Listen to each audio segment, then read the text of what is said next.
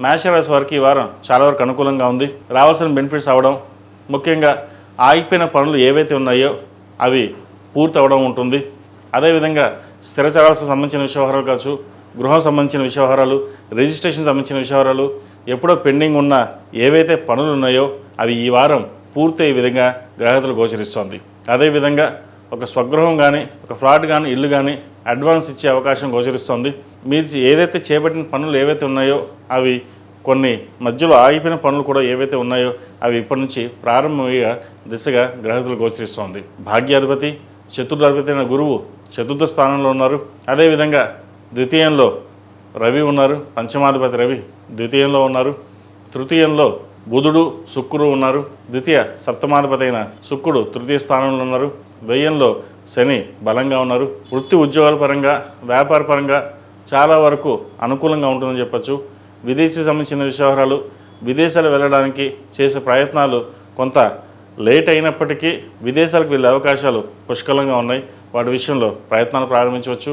షష్టమాధిపతి అయిన బుధుడు తృతీయ స్థానంలో ఉన్నారు. చిన్న చిన్న ఆరోగ్య సమస్యలు బాధిస్తాయి.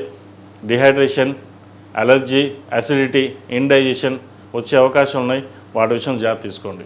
అదేవిధంగా భూ సంబంధించిన వ్యవహారాలు, రియల్ ఎస్టేట్ సంబంధించిన వ్యవహారాలు, సాఫ్ట్వేర్ రంగంలో ఉన్న వారికి, స్థిరచరాస్తులు, అకౌంటింగ్ సెక్షన్, ప్రభుత్వ రంగంలో ఉన్న వారికి, ఆధ్యాత్మిక రంగంలో ఉన్న వారికి మంచి అనుకూలమైన కాలం అని చెప్పచ్చు. చిరుస్థాయి వ్యాపారస్తులకు అనుకూలంగా ఉంటుంది. ముఖ్యంగా పప్పు దినుసు వ్యాపారస్తులకు, కూరగాయల వ్యాపారస్తులకు లాభసాటిగా ఉంటుంది. ఈ రాశిలో మించిన విద్యార్థులకు కాలం అనుకూలంగా ఉంది. కష్టానికి ప్రతిఫలం లభిస్తుంది. ప్రభుత్వ ఉద్యోగం కోసం ప్రయత్నాలు చేస్తున్న వారికైతే గట్టిగా ప్రయత్నం చేయడం చెప్పదగినది. చతుర్థంలో గురువు బలంగా ఉన్నారు. వీరికి మాతృస్థానంలో గురువు బలంగా ఉన్నారు. తల్లిదండ్రుల సహాయ సహకారాలతోటి మరింత ముందుకు వెళ్ళే అవకాశం గోచరిస్తోంది. ఈ రాశిలో జన్మించిన స్త్రీలకు వృత్తి ఉద్యోగాల పరంగా చాలా వరకు అనుకూలంగా ఉంటుంది. కష్టం తగిన ప్రతిఫలం లభిస్తుంది. అయితే ఎక్కువగా ఆలోచనలు చేయడం అనేది మంచిది కాదు.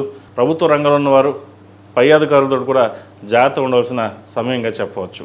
ఈ రాశివారు ప్రతిరోజు ప్రతినిత్యం దక్షిణామూర్తి స్తోత్రం, శని స్తోత్రం పఠించడం చెప్పదగినది. కాలభైరవ రూపు మెడలో వేసుకోండి, మంచి ఫలితాలు సంప్రాప్తిస్తాయి.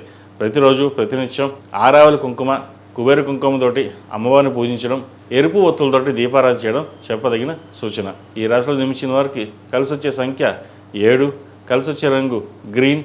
ఏదైనా పని మీద బయటికి వెళ్ళేప్పుడు శుక్రవారం నాడు కానీ, బుధవారం నాడు కానీ వెళ్ళండి, మంచి ఫలితాలు సంప్రాప్తిస్తాయి.